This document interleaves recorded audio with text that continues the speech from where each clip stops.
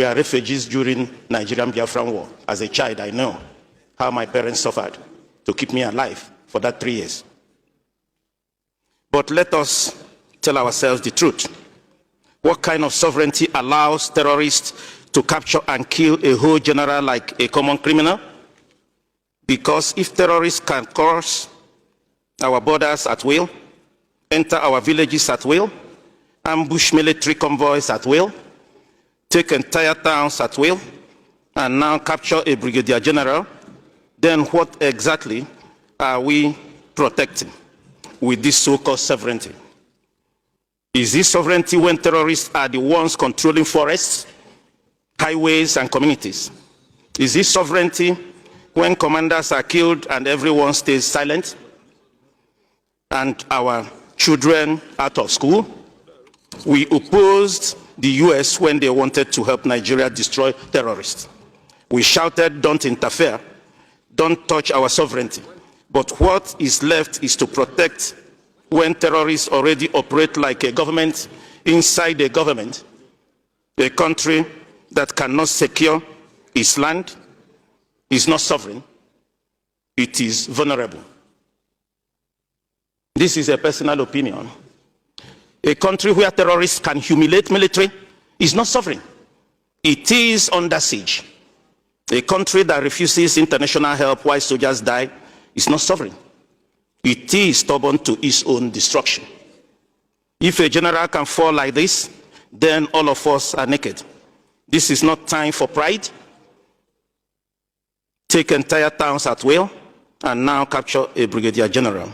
Then what exactly are we protecting with this so-called sovereignty? This is not a time for pride. This is not a time for ego. This is time to ask, what is sovereignty? What if it cannot save a single life of a Nigerian? Truly, a country of particular concern. As an opposition, I'm standing here to say that Mr. President, I've observed over time since 99, he's a very courageous person. That's why in 99 in Lagos, I voted for him to be a governor. And I also saw his courage when, a minute after being sworn in, he removed the oil subsidy. Though timing was wrong. I saw his courage when he brought off 4 tax bill here, we passed. We saw his courage. And also I want to encourage him to extend that his courage. Today, our brother has been jailed for life, and the judge who jailed him saw before him what you are distracting me. The judge who jailed him on Motosho saw things before him that made him to jail him for life. Good enough. But Mr. President has the greatest opportunity now. I'm not a lawyer, but I'm a lawmaker. That Mr. President Leader, please. Mr. President today has the greatest opportunity as a very courageous person. That today I know that point of order. The councils to Maazika Luwankwo has not gone for appeal. We are not appealing today. We are demanding today that within the ambits of law of these 60, 90 days, he has not gone point to of court. order. For Mr. President to give him a pardon and release Nnamdi Kanu to us. I rest my case. Okay, thank you, Karen. Thank you. As much as I speak for the Southeast, virtually everything we'll discuss today about insecurity runs across our country. They are interconnected. So it is even very difficult to compartmentalize them into regions. They may rear their heads differently, but at the end of the day, they are interconnected. So that if I'm talking about banditry or insurgency or kidnapping or whatever name you call it in the Southeast, you'll find out that it has become a common denominator in the entire country. Mr. Speaker, my respected colleagues, the issue of insecurity in our country has been very, very well documented. In fact, I find it very difficult making a rehash of what my colleagues have said. It has been very, very well documented. There is hardly anything new anybody is going to say. We are not trying to reinvent the wheel in terms of how to tackle our security challenges. Mr. Speaker, let me draw our attention to just the last, the 9th Assembly. Mr. Speaker, this Honorable House picked about 40 of us and took us to the NIA, National Intelligence Agency, where for 1 week, 7 clear days, we brainstormed on the causes of insecurity in this country and how to address them. Mr. Speaker, this House came out with a report, a resolution, and transmitted same to the executive. That was the last administration.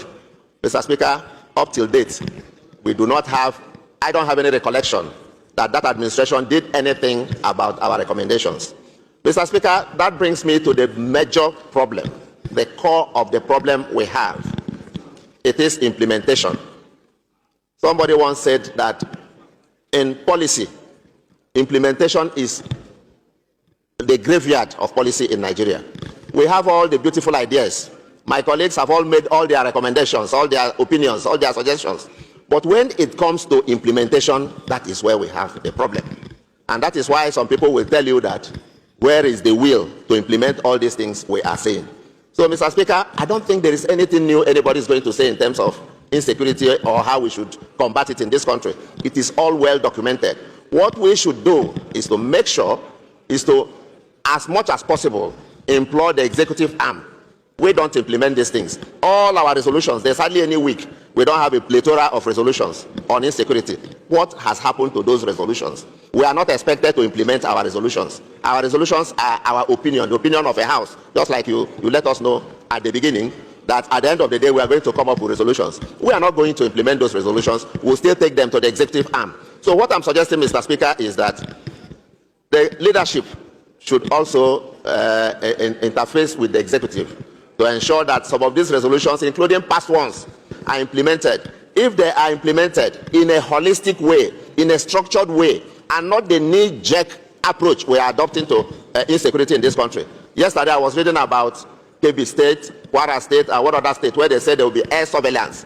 So after this week, what happens to the air surveillance? Maybe next week, when we don't hear there was kidnapping in Niger State or in Kwara State, nobody will talk of air surveillance again. Whereas a holistic approach will make sure that the correct thing is done. So, Mr. Speaker, I'll end by imploring my colleagues, the leadership, to get in touch with the executive arm and ask them to do the needful, which is to chest out and implement the resolutions within they already have them, so that this country can be a place you can sleep and close your eyes. Thank you very much.